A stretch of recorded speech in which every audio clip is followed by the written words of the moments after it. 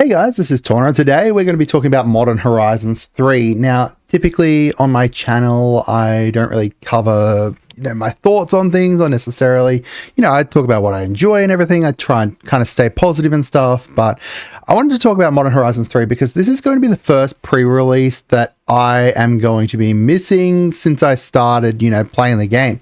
I really enjoy pre-release, and honestly, if you go to pre-release purely because of the fact that you get to meet people and stuff like that, it's not going to be much different from a normal kind of pre-release, right? Like, a typical kind of pre-release, you get to go along, you get to talk to some people, you get to kind of hang out and meet new people and play Magic and all that kind of stuff, right? Like, you get to do that kind of really fun stuff. I always say that pre-release is a really fun thing to do and a really enjoyable thing to do with friends or by yourself if you've got an LGS that you typically go to. But I don't think I could, within my right mind, go to the Modern Horizons 3 pre-release. It is essentially going to be costing double the previous pre-releases, so like the OTJ one and stuff, for myself. I don't know if it's the same where you guys live and stuff, but here in Australia, it's essentially going to be costing double what a typical pre-release costs. And while, the set is more expensive and, it makes sense as to why it is, it makes sense why my LGS is charging more, from their point of view. I don't think, that it is worth kind of spending twice as much to go to a pre-release this time around. Now, I'm going to talk a little bit about the set, and all that kind of stuff first. So, obviously, all of the reveals have all happened and everything. We know the cards that are going to be in the set. It's a very kind of interesting set, in my opinion. And, the cards do look like there are going to be some cards that are quite powerful. There's a whole bunch of Eldrazi that are really, really nice. Ugin's Labyrinth looks like there's going to be some insanely great cards to go alongside with that. Ocelot Pride, really, really great. The new Tameo looks really good. The Flares, that whole cycle looks great too. There's some really great reprints, Phyrexian Tower, Urza's Incubator, the Phyrexian Tower alone is a reprint from a $40 card, like a decent kind of a reprints here. The new Necro Dominance is really cool. You've got your fetch lands and stuff. There is a lot of kind of really decently strong cards that I do think are going to be quite expensive down the line.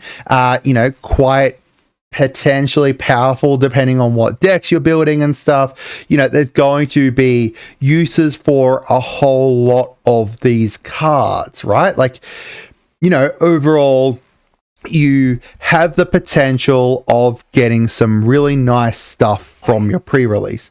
But there's kind of a couple things to kind of think about here. First of all, it is gambling, right? You are gambling to get some stuff that is either going to be useful for you or some stuff that's going to be strong. You got to hopefully get some of the mythics that are great, or, some of the rares. There are decent kind of commons and uncommons and stuff, but you still got to pull them, right? You've still got to get the cards, and going into a pre-release, you're going to be getting 6 boosters.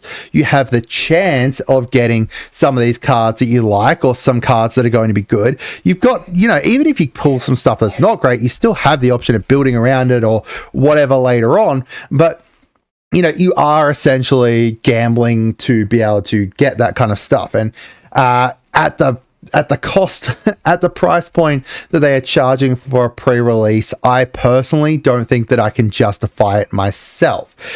This is obviously, my experience and my thoughts about it. You guys might agree, might disagree. Let me know down in the comments what you think. But at the moment, I'm kind of looking at it and being like, while it would be great and really fun to kind of go to the pre-release and stuff, I think that I would rather save that money, potentially get some singles from here or something, and then even once Bloomburrow comes out, go to 2 pre-releases that time around, right? Like, if it's going to cost me double to go to a pre-release, I could save that money and go to 2 pre-releases in the future.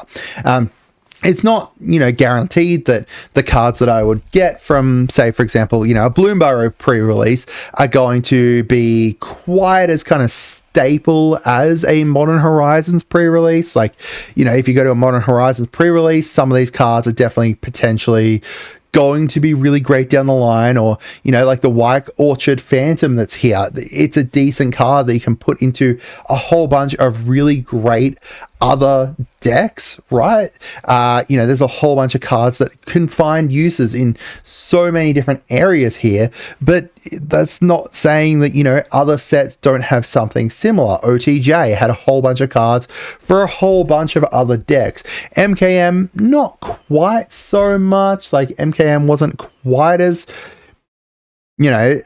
universally as strong in my opinion, but just OTJ, for example, was kind of really great pre-release in my opinion, and costing half as much as going to a Modern Horizons 3 one. I just don't think that I can kind of justify the money aspect for that.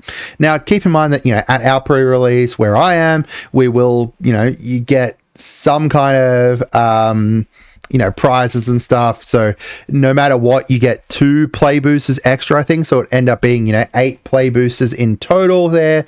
But I don't know. What do you guys think personally?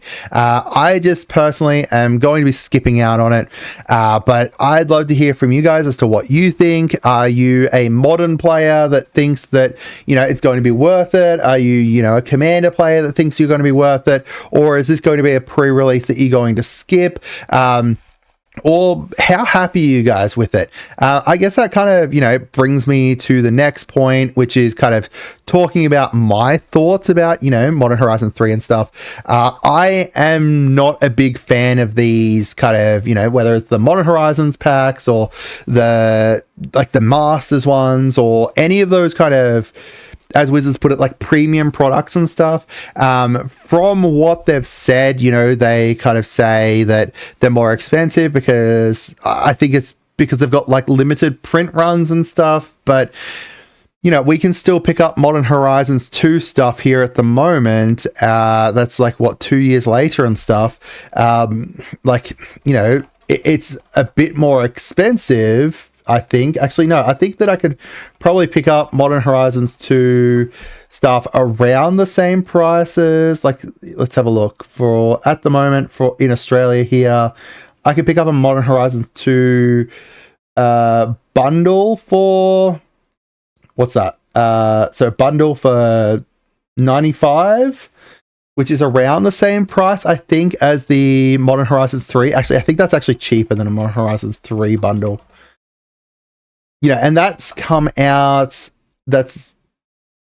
around $20 cheaper than a Modern Horizons 3 bundle. And that came out, a while ago, right? Like, they say limited print run and everything, but you can still get Modern Horizons 2 stuff now. And, like, I don't know. It's kind of, I don't think that it's worth it, to kind of go to it and stuff. Like, it's just more expensive. It's potentially going to be enjoyable, but I will get just as much enjoyment as saving my money and then going to Bloom Burrow. Actually, I'll probably get more enjoyment from saving my money and going to Bloom Burrow or Duskborn or whatever set kind of comes out with an interesting kind of pre-release in the future. But anyway, that's kind of my rant for today. As I say, I don't usually talk about, that kind of stuff or talk negatively too much on my channel and stuff, but I felt that this was something that I wanted to talk about personally, and if the video goes well, then maybe we can talk about this kind of stuff in the future. I hope you guys had a wonderful day, and goodbye.